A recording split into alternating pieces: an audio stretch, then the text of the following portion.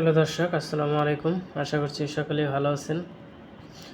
তো আমি গত মঙ্গলবার আসছিলাম উত্তরা এবি সুপার মার্কেটের দ্বিতীয় তলায় আমাদের অফিসের একটি রিচার্জেবল ফ্যান নিয়ে ঠিক করার জন্য।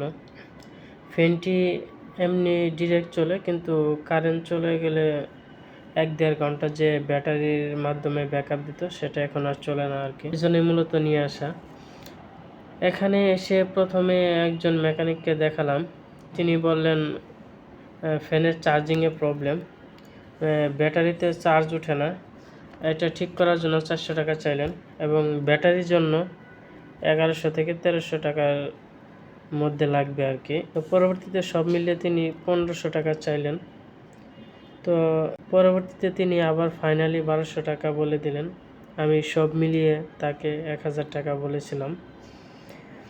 তো পরবর্তীতে যখন বললাম যে ফ্যান আমাকে সেট করে দেন, আমি কাজ করব না আপনার এখানে, অন্য দোকানে গিয়ে দেখি,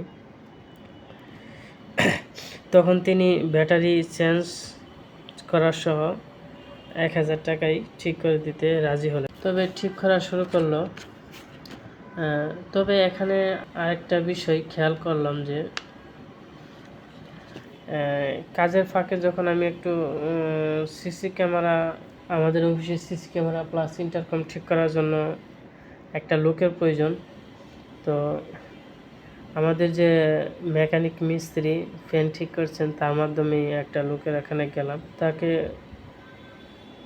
সিসি ক্যামেরা ঠিক করার জন্য বললে সে আজকে যেতে পারবে না বলে।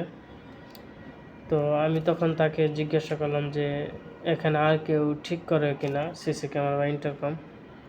তো সে এমনভাবে পাঠ নিল যে এখানে সে ছাড়া আর কোনো মেকানিকই নেই, সে ছাড়া আর কোনো টেকনিশিয়ান নেই। যাই হোক,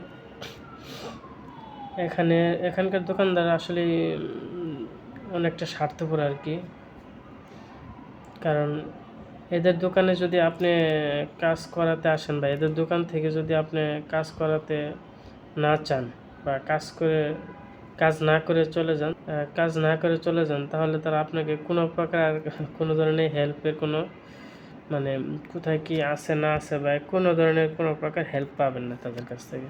এরা যে কোনো জিনিস আপনাকে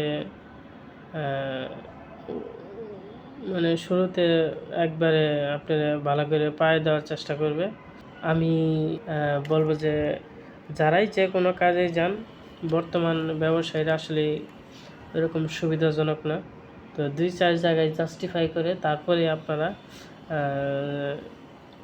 জিনিসপত্র কিনবেন বা যে কোনো বিষয়ে জাস্টিফাই করে কাজগুলো করবেন। তো আজকে এখানেই শেষ করছি। সকলকে ধন্যবাদ জানিয়ে আসসালামু আলাইকুম।